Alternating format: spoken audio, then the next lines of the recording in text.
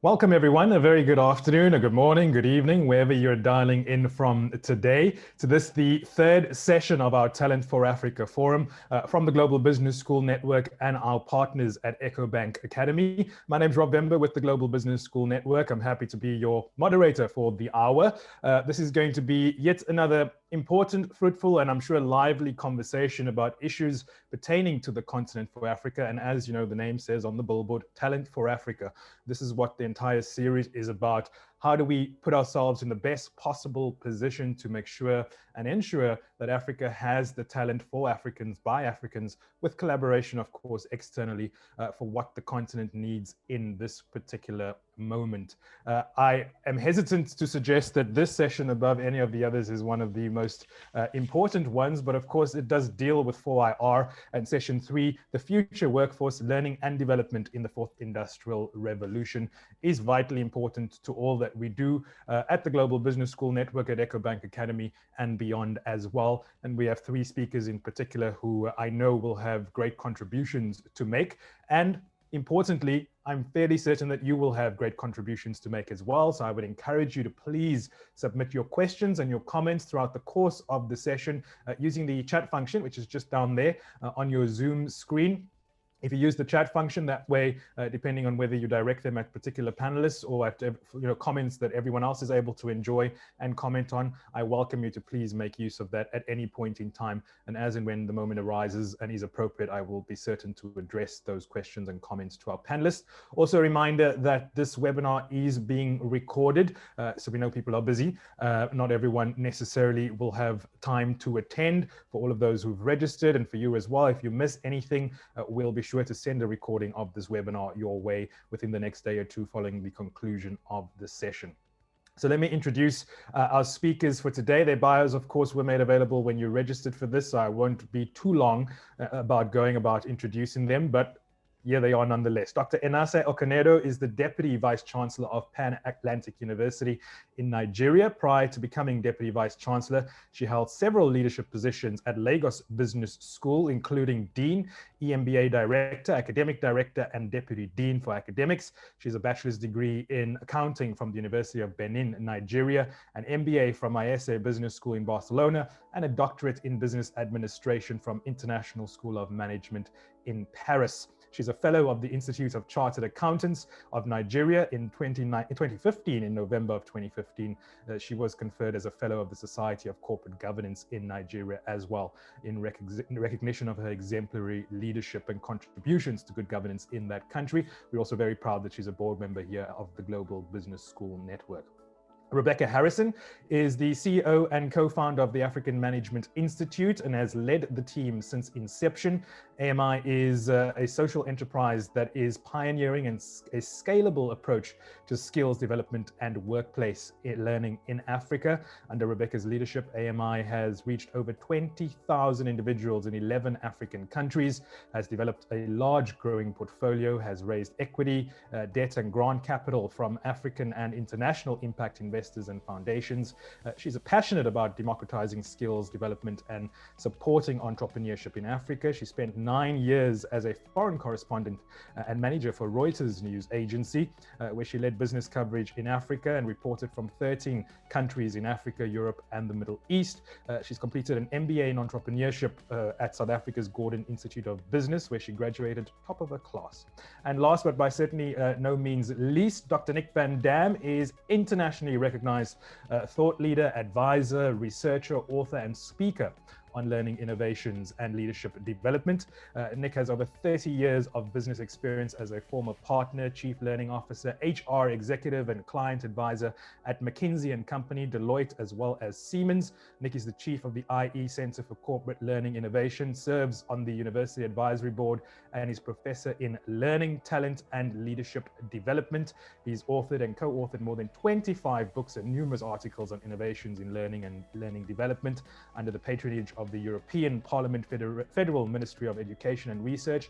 He received the 2013 Leonardo European Corporate Learning Award for shaping the future of organizational learning and leadership development.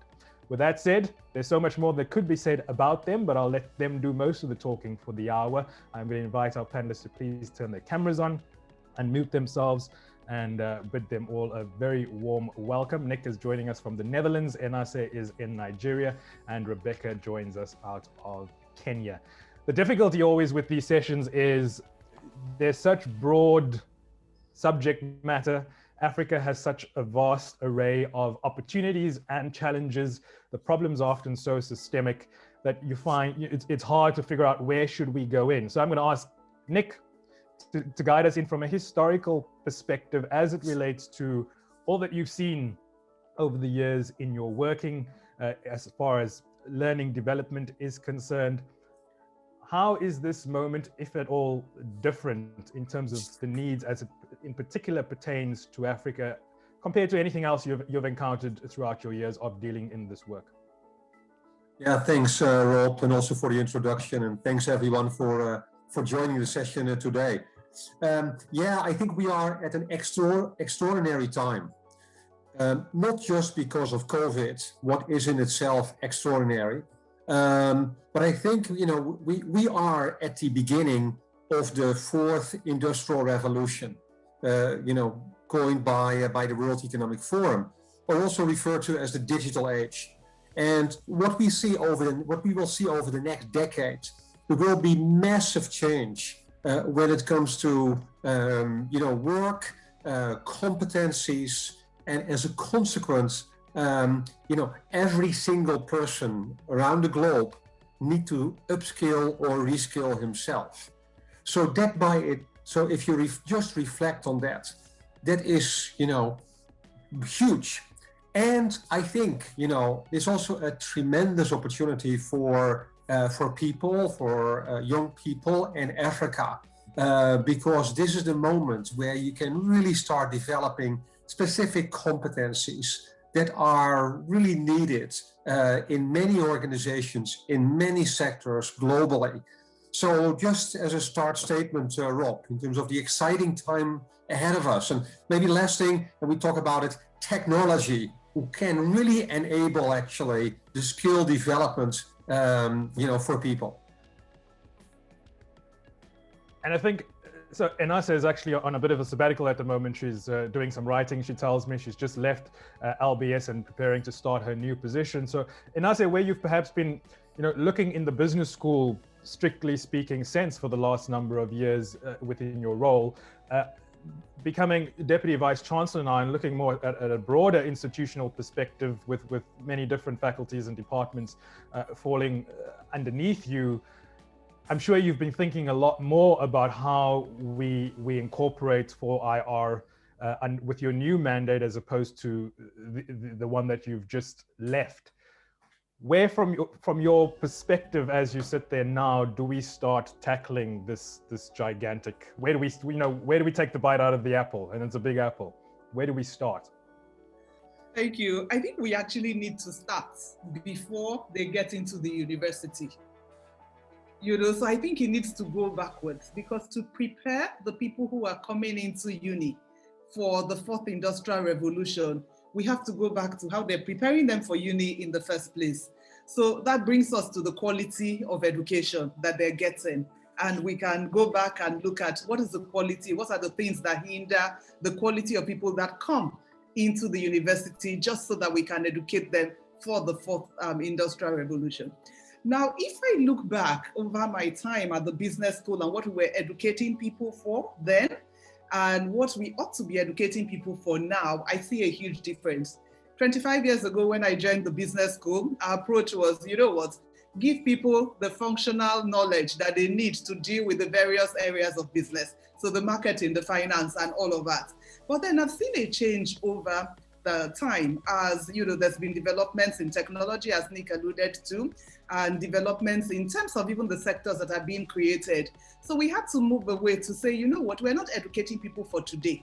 We're educating for tomorrow. And if we give them functional knowledge for today, given the changing trends and the fast pace of technology, automation, their skills will be redundant in the near future. So we've had to change to adapt to that. Now, coming to the university, I think that we need to move towards a more multidisciplinary approach to educating the people who come into universities today than educating them. In the past, if somebody came in for engineering, I'm sure they would do everything engineering, accounting, everything. But I think that now, especially to prepare people for the future of work, there has to be a blend of skills. So we have the tech and the science on one hand, and then we have the social sciences on the other, which have to be blended. So those are the things that we have to keep in mind in educating the people that come into the broader universities today.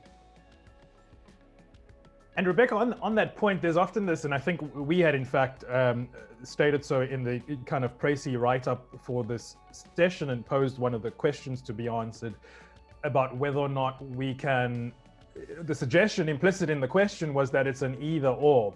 You can either kind of upskill and bring people up to date or focus on starting from scratch. I would submit that we don't really have a choice. Both needs to be done somehow. Would you agree? And what are you seeing in your efforts to scale as you do? How do you even start approaching that task? Yeah, it's such an interesting question, isn't it? And I mean, I totally agree with Enacea. And with you, it's not an either or.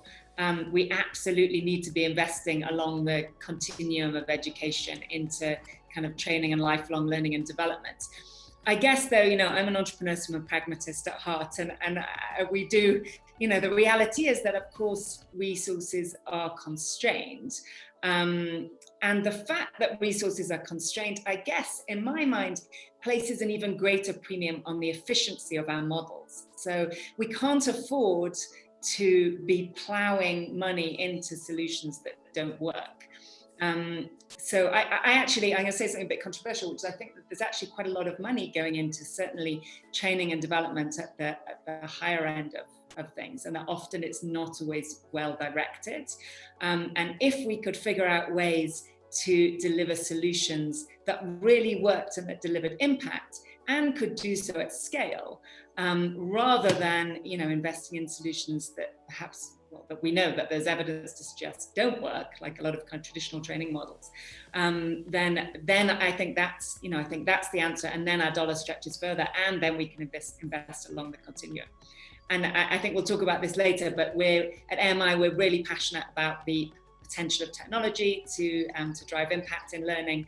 And we think that the silver lining of COVID, in fact, is the opportunity to open up innovative ways of using technology and kind of virtual learning opportunities to drive impact in a way that might just help us meet the needs and the scale of the needs that we see with the fourth industrial revolution in Africa. And I think perhaps we are called to be even more innovative because of the constraints. I mean, everyone's being innovative as a result of 4IR and all the opportunities that it presents, but on the continent, just looking at the lack of infrastructure to even fully try and envisage and imagine a really robust continent thriving on 4IR, we think of, electricity challenges, infrastructure challenges across the continent, really, that really does constrain our ability to scale. Nick, again, using your experience and what you've encountered throughout your work, what are the key drivers to ensure that we get that efficiency levels where they should be, considering the fact that we are so constrained? What are those very specific areas that we should be focusing on, considering the constraints that we have? And Rob, your question for clarification does it relate to what kind of learning and development, or do you refer to info? Okay, yeah. So I think that it's key, and it's going almost by country, right? So there are significant differences by country in terms of where countries are in their evolution, their workforce, employment, what are the jobs needed, which sectors are flourishing, which sectors are not flourishing. So I think it's important to, of course, to do the analysis country by country, kind of where you are, right? But saying that, there are a couple of macro trends when it comes to people development. And this relates to, key competencies. One thing that I believe is that, if we look at the role of, let's call it the machine and humans, that looking ahead, but also looking back, we have learned that we will never win it from the machine on tasks where the machine is outstanding, right? So you think about processing information, etc. Machine is way better than we are, right? So therefore, we need to ask ourselves to say, okay, what are some of the unique capabilities, competencies, that we can, be very successful at as humans, and which ones will be done in the future more and more by machines. So that's one level of analysis. And then to say, okay, how can we develop those competencies? Now, and I believe there are a number of, what I refer to human competencies, right? So think about problem solving, creativity, innovation, leading change. All those things machines cannot do, right? So we need to think about how can we indeed accelerate those competencies for people. And then, of course, beyond that, everyone needs to have a level of, understanding and proficiency in technology overall. And that is becoming more and more important. So we as humans need to do both, these human competencies and technology competencies. And I think that's kind of, and really focus on how we can accelerate them, in the development for people over time. And I think in particular, the human competency is so important because we seem to lose sight of and get lost in all of the tech, which turns a lot of people off to start with because it's so complicated. But Enacea, when we look at, again, from institutional perspectives, and Nick talks about looking at individual countries and where they are at, what kind of work and research is going into, again, from a higher ed perspective, to your knowledge, into finding out exactly those gaps that need to be filled so that we are training not just for the now, but for the tomorrow? Are we doing enough to ensure that we know that we're training for the right stuff that lies ahead of us? I guess so, even though it's a generalization, and Nick has made the point about differences across regions, even within Africa. But I dare say that more research ought to be done in terms of trying to understand what the needs of the future are and, what employers are looking for and how we're preparing people. Because it is it's the research that goes into that shapes the curriculum that schools adapt. And if I look at the curriculum of schools, again, a generalization across board, there's not very much change. I would like to see more change than we have seen previously. So for some courses, we find that it's the same curriculum, even in a fast-changing sector that has been used over. So indeed, more research has to be done. Now, the specific type of research is what is industry looking for? What are employers looking for in that regard to be able to then come back and then drive the curriculum? The other thing is that now the research should be geared more towards evidence-based solution. So it's a more practical and applied research, I feel, that will be more relevant in order to develop the people rather than the empirical, what we had seen previously, that, when you do that research, it's only 7 people that read it, is highly academic. So again, the type of research, the application to industry is especially important to guide the talent that we're developing. And is that effort, that research effort, again, if we think in terms of the level of efficiency that we need and being direct in terms of requirements, is it, Nick's saying, we need to meet countries where they're at, but there obviously is also this big Pan-African push, continental free trade area coming in as well. Should we be doing more continentally or within regions of the continent to look at what those specific regions perhaps need as opposed to what specific countries are needing? Okay, I think it will be both. We must recognize that the differences between countries in Africa sometimes are very wide. And whatever it is and how we're preparing people must be contextualized to the environment. So that calls for research that has domestic application within the geographies in which universities are. But certainly there is room, because there are certain similarities that exist across the continent that call for more collaborative research. And then again, we find that across disciplines, so the research that we need to be carrying out now, we may not have the skills to do that within a particular geography, which calls for collaboration with other institutes or other units across the continent in which case we'll be looking at the perspective from taking a continental approach to that. So I think it is both. I don't think that there's a trade-off one against the other, recognizing the fact that, you know, there are differences, but there are also similarities across the continent. And Nick, you alluded to as well, you know, looking at specific areas, countries, you alluded to looking at specific sectors. In the context of Africa, from your experience, are there sectors that we have more opportunities with that we should be tackling first ahead of others? I mean, we've seen some really innovative work come out of some of the African countries, whether it's use of drones, I believe in Rwanda, going to deliver medical goods as it relates to even pre-COVID times. Certainly as it relates to agriculture, we've seen some bright lights across the continent. Are those kind of core key sectors? Are there any others that you think we should more specifically be focusing on when it comes to training and upskilling and learning as it regards 4IR?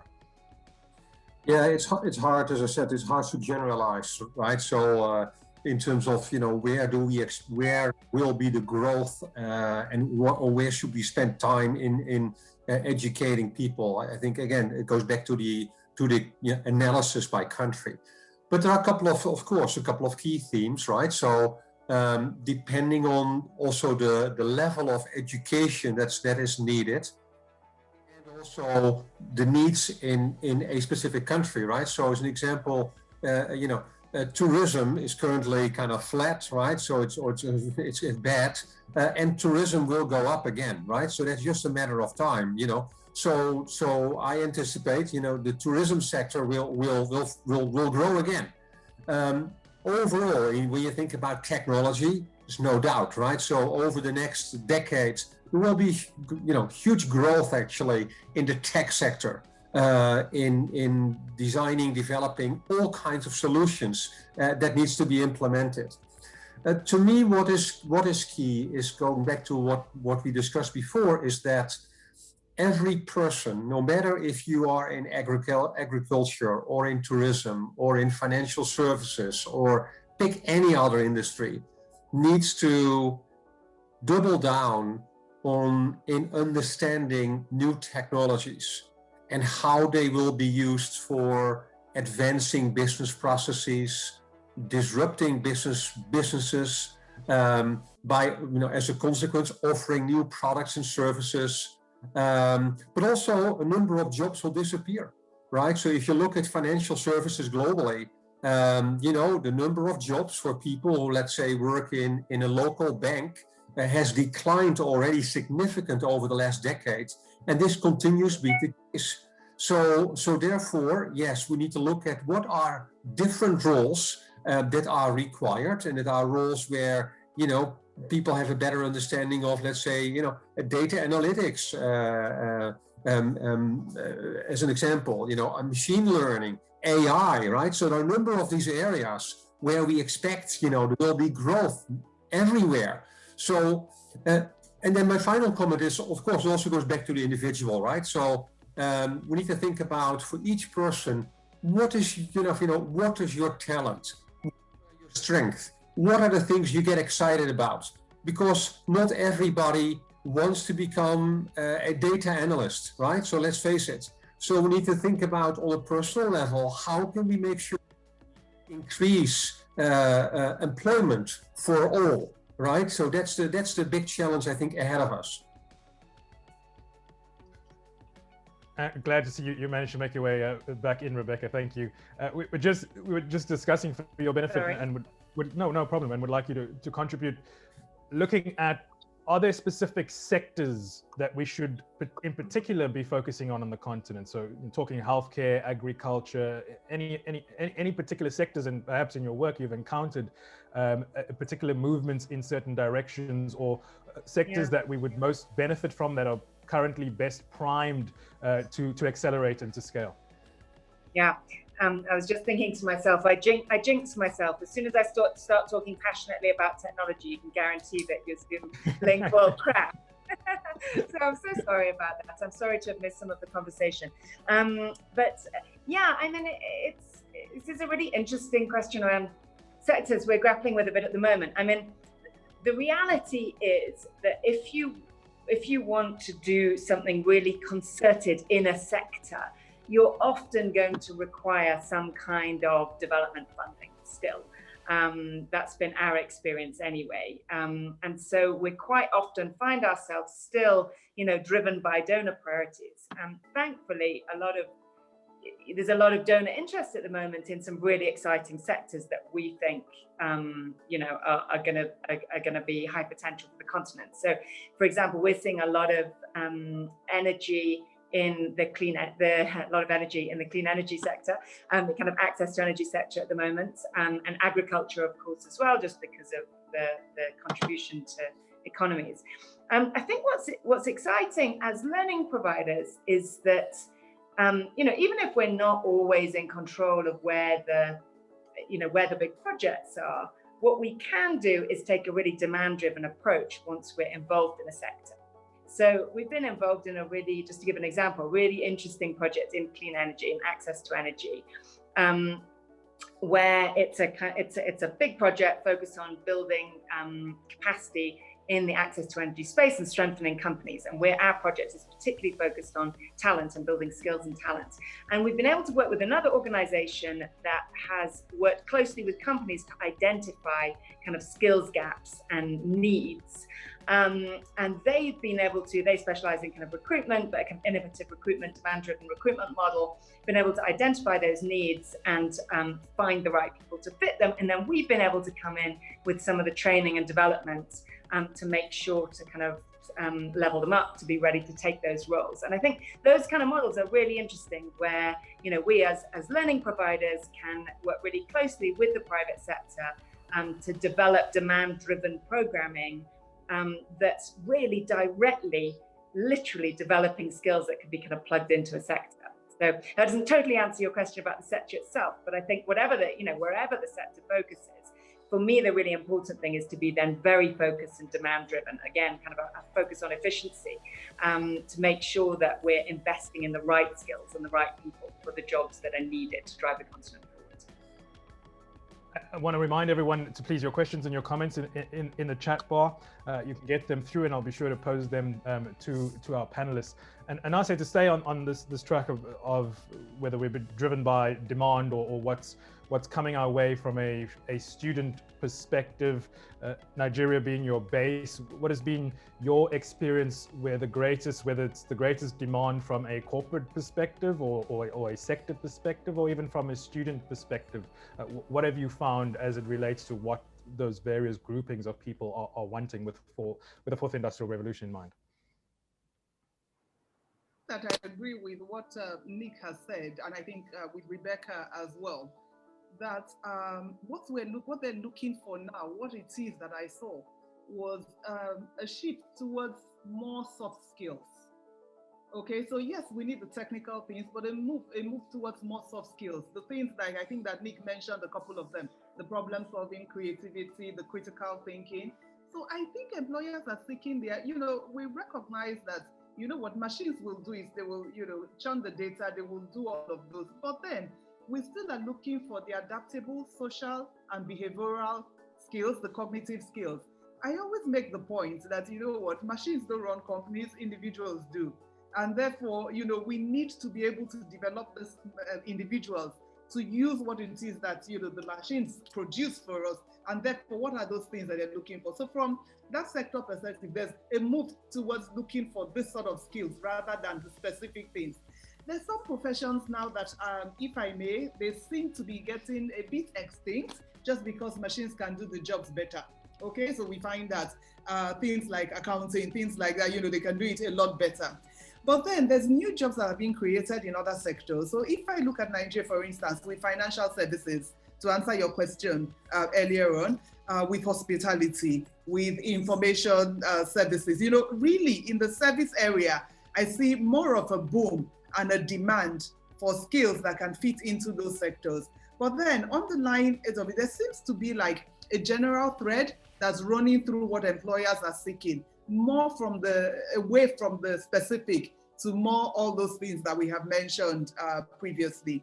And then from the university perspective, obviously I think that's across many nations in Africa, you have a regulator who determines what it is that you can offer, who you have to go through there. So more than the universities being innovative on their own, I think what has to happen is that on the national level, there has to be a strategy or national policy to guide what it is that the regulators ask of universities, just so that we can be sure that the offerings and the courses within universities are robust to meet the needs of the future, not looking back to the past and being stuck there. And we one of the I believe, key positives in Africa that perhaps we're not taking as much advantage of is how many people have mobile devices in their hands, more so than any other, geographical place in the world. How do we, if any one of you have ideas of how we can use the mobile device or better use the mobile device as a tool to bring information to people, to aid in this upskilling process? Rebecca? Yeah, I'm happy to take that one and hope my mobile will hold up. Yeah, I mean, I think, as I said, I think technology is so exciting. Not only, so I think what's been so interesting with COVID is that, it's really rapidly accelerated digital adoption. So I'm sure, like many of others on this call, when COVID hit around this time last year, we very rapidly moved all of our programs fully online. With our programming, typically we combine a mobile app with synchronous sessions. So we used to do workshops, we shifted those online to a kind of interactive Zoom, and then a real focus on the job practice. And what we found exciting about acceleration of digital adoption is that you're really able to narrow the gap between kind of learning and implementation. So again, if your goal is really to drive behavior change and better run businesses, more higher performing managers and kind of people in jobs, then it doesn't, I mean, of course it matters what they learn, but it matters less what they learn than what they actually do. And what we think is really exciting about mobile is this opportunity to use some kind of behavioral economics, nudging type techniques to be able to deliver micro content to managers, entrepreneurs, whoever it might be, kind of when they need it, at the point of need, while they're at work as well, and the kind of nudges to be able to actually get them to implement that on the job. So interestingly, we thought when we moved everything online, we'd see a massive drop in engagement because, we all, as kind of learning people, we love the human interaction. And actually what we found is that engagement was maintained. And for some groups, so particularly entrepreneurs and particularly women, so just to address this question just briefly around kind of women and marginalized, technology, if it's done right, can really work for people who are particularly time poor. So entrepreneurs and particularly women are time poor. And so we got a lot of feedback, in fact, from entrepreneurs in our program saying, my goodness, instead of taking a whole day out to come to a workshop, I can fit in a 90-minute webinar and then have a quick, download a tool and go use that with my team and my business immediately, instead of having to put aside these much longer kind of chunks of learning. And so I think there's still a ton to learn. And I saw a question about, how do we address some of the challenges around technology and make sure that it's accessible for marginalized as well? And I don't think we have easy answers to that yet. But I do think that, if we can keep thinking innovatively and with an opportunity mindset about technology, I think we've only just started to scratch the surface of what's possible. And I think so. I mean, we're talking about the use of 4IR as far as upskilling for particular sectors, particular regions on the continent. But to continue on the thread of actually using 4IR as a tool for upskilling people, Nick, the mobile device, as we've just discussed, is so convenient on the continent because it is so widely used. Great examples of mobile money adoption, M-Pesa, and all those kinds of financial instruments. How can we better make use of technology to bring this skilling across, or to teach? Imperfectly worded, but I think you get the point. Yeah, thanks, Rob. Well, first, if I step back in terms of also reflecting on what Rebecca was saying about mobile devices, and that goes back to the learning experience. there are a lot of insights from the neurosciences in terms of how people learn and what the implications are for designing effective learning. So let me give you a couple of examples. We know that from a knowledge retention perspective, what we need to do is we need to design learning interventions where we repeat, sharing knowledge a number of times. Secondly, there is space between the different moments that people learn, and also that smaller chunks of knowledge, if we transfer that, are way more effective than if we have people together for 4 hours in a room, right?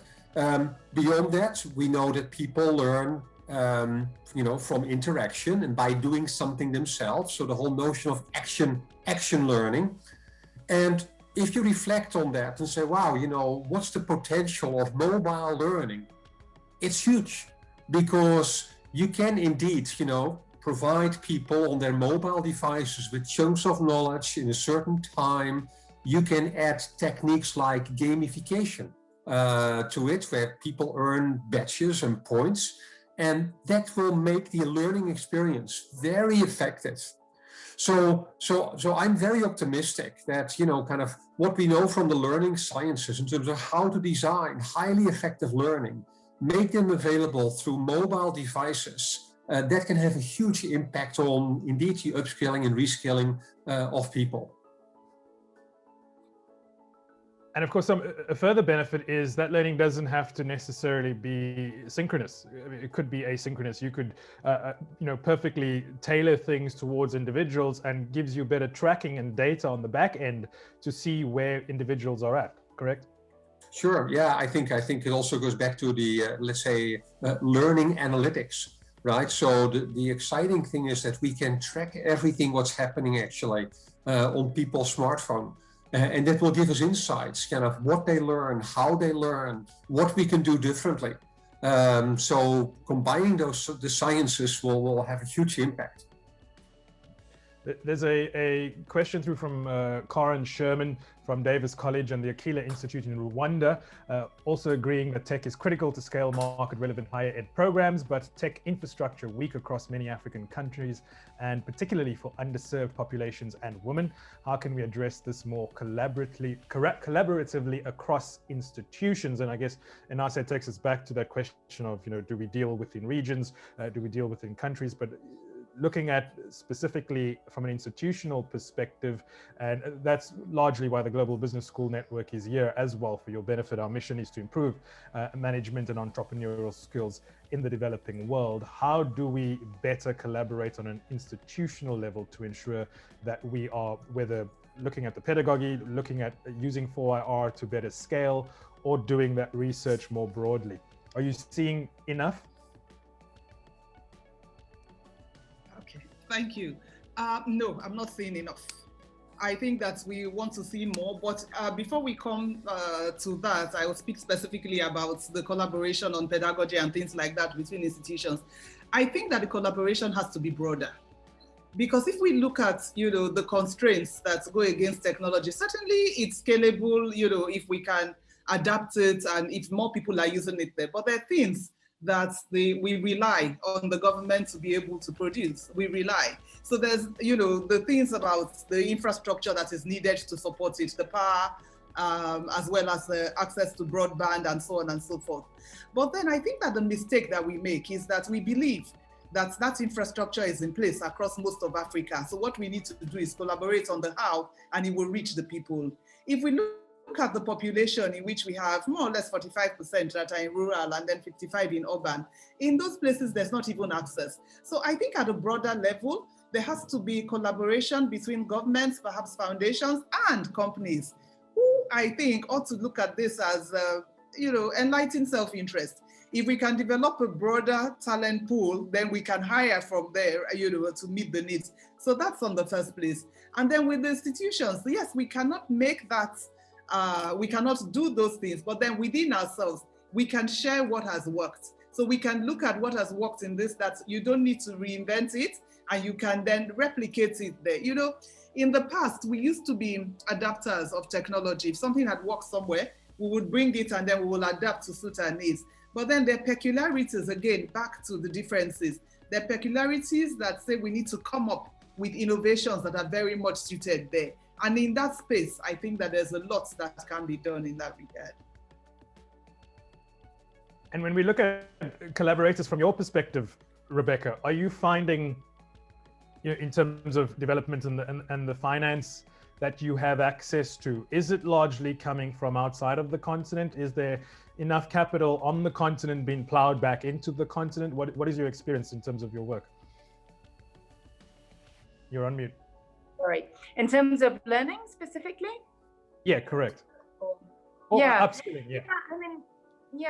I mean, it's, I think, obviously the business school model is a particular model, but when you start looking at kind of providing learning for a much broader group, so for entrepreneurs, for more marginalized people, the funding model is really, really hard, and the market is broken. I mean, it's not a functioning market right now. It's dominated by development players and donors.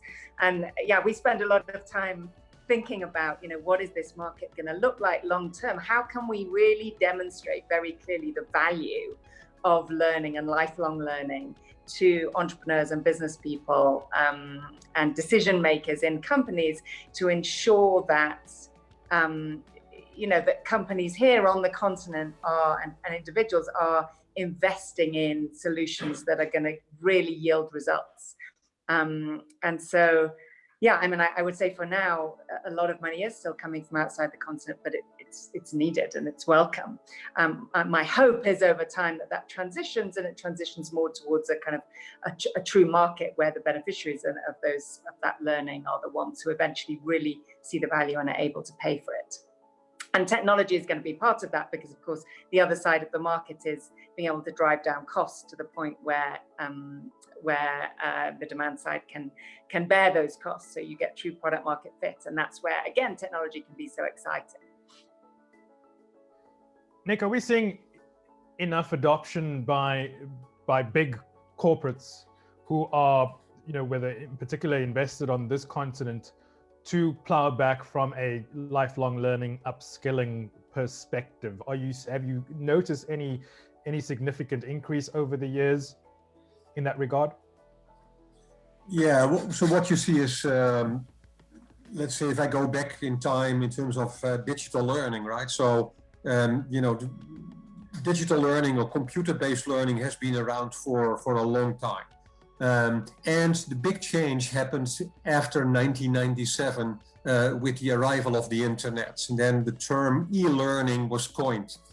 And since then, over the last 20 plus years, we have seen a huge shift in particularly large corporations to adopt way more kind of digital learning in all kinds of formats.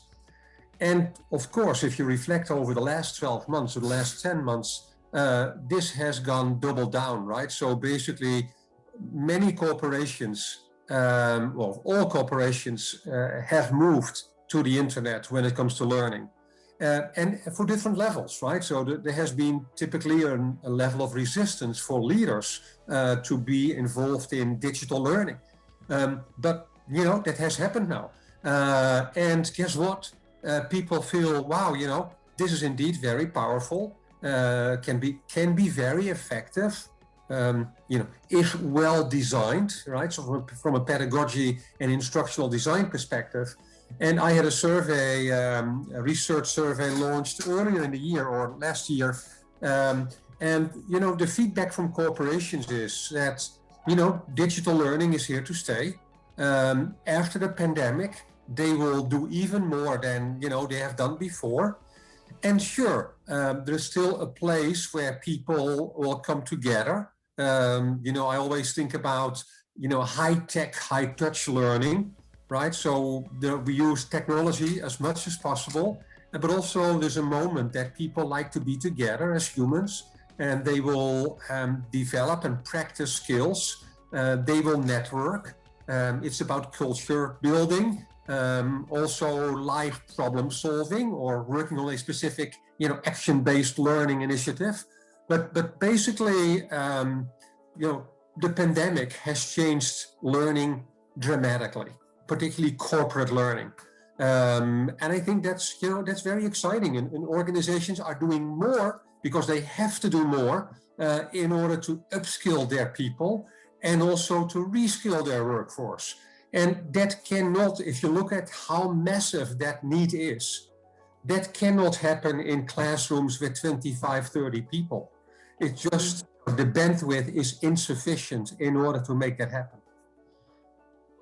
Can I add something to that? Do you mind me jumping in, Rob? Sure. I was just thinking back to your first question about, do we have the capacity to invest in both schools and lifelong learning? And reflecting on the fact that, as educators at the other end, at the lifelong learning end of the spectrum, we are so well placed actually now, given to respond to COVID. As a mother of 2 young boys, I can categorically say that online learning for young children is not optimal. It's clear that the in-person is so critical for kids, whereas and there's less room, I think, to be innovative there. But I think that's what's so exciting, just as you said, Nick, that at this end of the spectrum where we're working, there are so many opportunities, and as you say, thoughtfully designed, of course, but there is real opportunity. It's not just out of necessity. I think we started off thinking about virtual learning as we were all pushed into it because of COVID. I think now it's actually the time to say, well, how can we use this to our advantage and move to a whole new level in terms of scale and impact? And Asif, so to take that thread from a university and higher ed perspective, I imagine students are still very much wanting the physical, personal interaction in classrooms. Perhaps administrators are thinking of, this blended approach seems to work fairly well from their perspectives. Where's your mind at? What are you seeing from where you've come and where you're going to at the moment as far as the respective institutions are concerned? How much of what we've experienced in the last year from a technology point of view and a pedagogy learning point of view are we likely to continue taking forward? Thank you. I think that from the business school perspective is as Nick described, a lot of corporates are moving. At first, when we tried to push the digital learning, the selling proposition was, if you move towards this is less time away from office, less travel, and sometimes perhaps less cost there, but companies were slow. What we've seen happen is that the whole situation with the pandemic accelerated the adoption of this, and now they actually see that, it works well. So from that perspective, it works. Now, from the perspective of universities, especially with new intakes, not so much, there's still a lot of resistance. Obviously, schools moved, online. Well, universities such as mine moved online to offer it there. But then we had less of a resistance with the cohorts that had already come.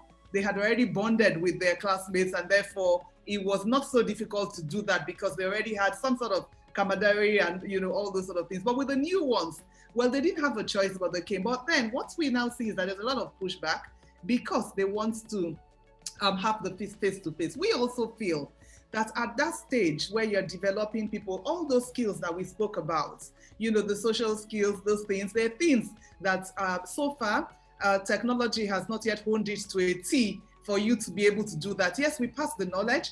To some extent, we learn some things, but there are things that the face-to-face interaction, provides, which at that young level, we think that it is imperative that they get that. So I think we will see more of a blended learning approach as time goes on to developing both the skills that we spoke about, as well as providing the knowledge through the online interaction. And I want to touch, yeah, please. To build on that, thanks. Yeah, absolutely. Ines, to share this. It's also what I see actually, and this is more from my role at IE University, but also I'm affiliated with University of Pennsylvania. So what I see is we need to think about different archetypes of students because they have different needs. So as an example, I think when we think about undergraduate education, many young students, they still love to come together. I give you an example. In the Netherlands, we have experienced also our lockdown. We are still in the lockdown. and there has been student protests a couple of months ago that students are desperate to go back to university. They don't, and they are the digital natives, right? So, but they don't want to be online, kind of 5 days a week, every week, right? And of course, there are also, undergraduate students who say, from a cost perspective or learning style perspective or, etc., I like to have a part-time job and I like to go to school, right? So it's another archetype. And let's take graduates. So at IE University in Madrid, currently 70% of all our master degrees are already blended because it fits very nicely with the expectations of a couple of archetypes of students. So I think that's kind of, we need to think through, and also if we think about executive education, again, that's also a different layer, and there are different archetypes of students in executive education. So I hope, I'm optimistic that, with all the education institutions globally, including the edXs and the Coursera's of this world, we can provide offerings that basically support, the needs for a very diverse, group of learners in different age categories around the world. And I think certainly, those are comments that we can apply broadly. And I wonder whether, to come back to your comment, which I believe is related, Rebecca, about women and marginalized people, whether there is something, again, unique in the broader sense of the African continent, of warm, welcoming, opening, people who are used to doing things communally, largely speaking, across the continent, whether we factor that enough into these types of learning experiences that we're trying to create. I don't feel qualified to comment on, like a big cultural difference, but I see the point, and I mean, I think human connection has got to be at the heart of learning, hasn't it?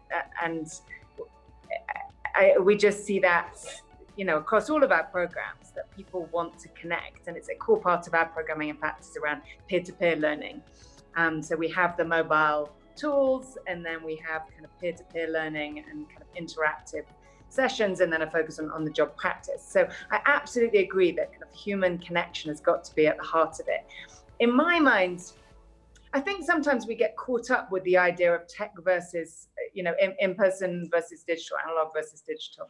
And in fact, the real question is around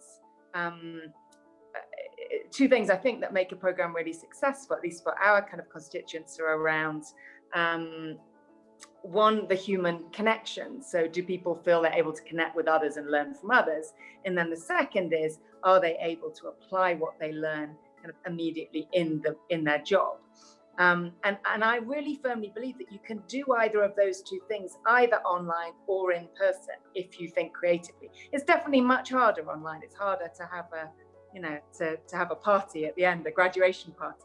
But we've had graduation parties online, and you have to think a little bit harder about how to engage people, and how to create those connections. But it is possible.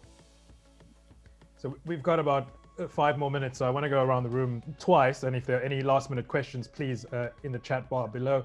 Let's start with overall thoughts on what's some of the biggest challenges that we face in summary, that you believe to better scale, to better reach more people within the continent, to better collaborate, of course, as it relates to the fourth industrial revolution. So some of your biggest challenges, and I promise we'll get to the opportunities before we log off today. Enacea, do you want to start? Biggest challenges. Yeah, I think that the biggest challenge at the university level was really we can create all the tools, we can develop the courses that are all online based, but one of the biggest challenges that we face, especially during this COVID period, was that the income levels that get in the way of students actually acquiring the tools that they need, the equipment that they need, be it a mobile device or a computer, in order to access everything that we have created. And then secondly, on a continuing basis, to be able to pay for the internet access. So at my uni, for instance, we had to start a drive for donations for people to donate their used tablets. And then we also had to provide a certain amount of data to them. So one thing is to create this, but we can't do that without being cognizant of the larger or the broader environment in which these people operate and need to assess the learning. That's the big challenge for me. Yeah, I think there was a comment from, I think it was Samantha earlier on, who was talking about the cost of data, certainly as well. And I know a university down the road from me, I'm based in Cape Town, there are a couple around, so I won't out the specific one, but also had to make arrangements to provide a whole load of students with laptops and prepaid data so that they could actually function throughout COVID. And Nick, biggest challenges? Yeah, I think, of course, when I reflect on Africa, you know, and what was mentioned before, right? So first is, you know, you cannot do any online digital learning if you don't have equipment, if you don't have the bandwidth, etc. Right? So everything starts or ends with that, right? So I think that's one big theme. Beyond that, it also goes back to, okay, how can we design very effective and efficient learning solutions for people? And again, that goes back to, you know, what I shared before in terms of, you know, learning that is science-based, evidence-based, and we know it makes a difference, because what we have seen in the past, but also over the last year, that not all of the digital learning that is developed and deployed is necessarily effective or engaging or high quality, right? So therefore, and there is a risk, right? So if we offer something and it's perceived as poor quality, people don't come back anymore. So therefore, to double down on high quality, well-designed content and solutions, I think is very important.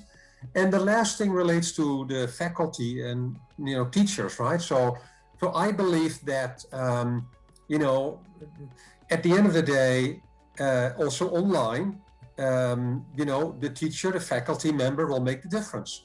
So how can we make sure that we, you know, we get to, you know, what I call faculty excellence? How do we make sure that faculty get used to work with different learning platforms, to blend their learning, to design their learning in a very different way, to teach in a way that is very, you know, very effective? I think that's also another challenge that many schools still have around the world. How can we raise the quality of our faculty when it comes to teaching? And my last comment on that is, I always say to also the professors at IE, I said, as a faculty member, you know, I think you need to think about, you have two legs. One leg is you are a subject matter expert, you do research. And your second leg is your profession as a teacher. And that means, like, you know, understanding didactics, pedagogy, design, right? And particularly now in this age with digital learning, how to use that in your programs. Right. Rebecca? Yeah, I'm going to answer the challenge question and also Dan's question about the informal economy in one go.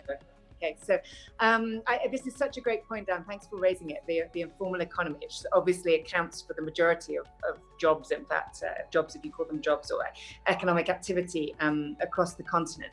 And this is a challenge, again, I think also an opportunity. But I was thinking about, you know, for IR, and this has been said before, but it's really like moving from this kind of supervision economy to an entrepreneurial economy. And we see that shift it's just happening before our eyes in these markets where, you know, platform companies are, you know, just growing every day. The gig economy is taking off. We see young people more and more with this kind of portfolio approach to work, with, you know, kind of a gig here, a gig there, and whether that's kind of a gig through an online platform or kind of a, you know, work that they might pick up in different places. And what's interesting is that that's now happening, not just, I mean, that's happening. We've had a gig economy in Africa for decades, but that's happening now with kind of knowledge workers as well, which is really interesting. So it just, for me, the challenge then as a learning provider is to really how we traditional models of learning, because traditional models of learning just don't meet the need at all for the informal economy.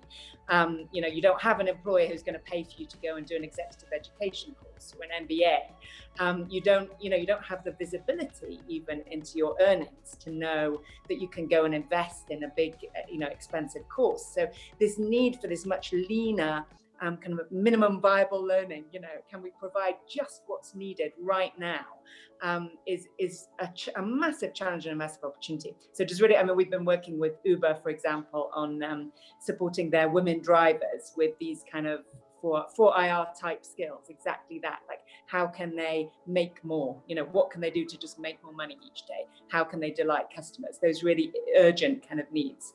So that's my challenge and my opportunity, I think.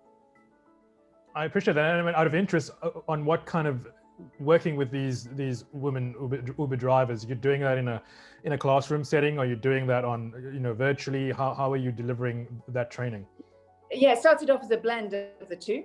So we did have some in-person sessions, and then of course used an app so that they were able to download a tool or do a short course, video-based course, during some downtime. That worked really well. With COVID, obviously, we had to stop doing the in-person, and then we moved to doing it fully virtually. Great, fantastic. I'm glad you answered Dan's question. He is the boss, so we would need to get to that at some point. Keep him happy. Keep him happy. Indeed, we are out of time. If anyone has any last pressing opportunity thoughts, I know you all weaved a lot of that in there, but if there is anything, I will provide you the opportunity to do that now. Nick, was that a finger raised, or are you good? No, maybe one. I think I'm very optimistic about the future. I think that what we have seen in the past, that technology provides a lot of opportunities for people. So and also with the internet and mobile learning, tremendous opportunities for universities to make a difference, for faculty to make a difference, and for students to really develop themselves, and for people who are working, opportunities to upskill and reskill themselves. So I'm very optimistic about the transitions we are going through. It can be hard work, but it will be very exciting. Enacea, I'll give you the last word. Okay, I just wanted to speak to Dan's question. Yes, please. Yes, so I think that, 4IR really can impact the informal in various ways. I think one of the ways is to empower those in the informal sector with access to information about jobs, about services. That access to information as well is also critical for the provision of financial services to those in the informal sector that can enable them access credits as well. So I find that there are pockets of opportunities that could be utilized to sort of bring those in the formal sector to the formal sector and provide them with the needed tools for development. Fantastic. I want to remind everyone, I see Edna, I think your question has been answered, but for the benefit of everyone else, a recording of the session will be made available, I can say, promised by latest tomorrow, if not sooner than that. Thank you to all of our panelists for your time today. Enacea, Nick, Rebecca, we really appreciate it, despite some of the technical difficulties, Rebecca. You were here, and that's what's most important. Thank you to all of you for your questions and your comments. As promised, you will receive the recording, and we do hope that you will join us for the following session, session 4 of this Talent for Africa series with the Global Business School Network and EcoBank Academy, is the business of sustainable development, taking place on the 3rd of March. So we hope that you will join us then, and of course you can register online as well at gbsn.org if you haven't already done so. We encourage you to do that. Thank you so much for your participation. Please stay safe, most importantly, and we hope to see you next time. Take care.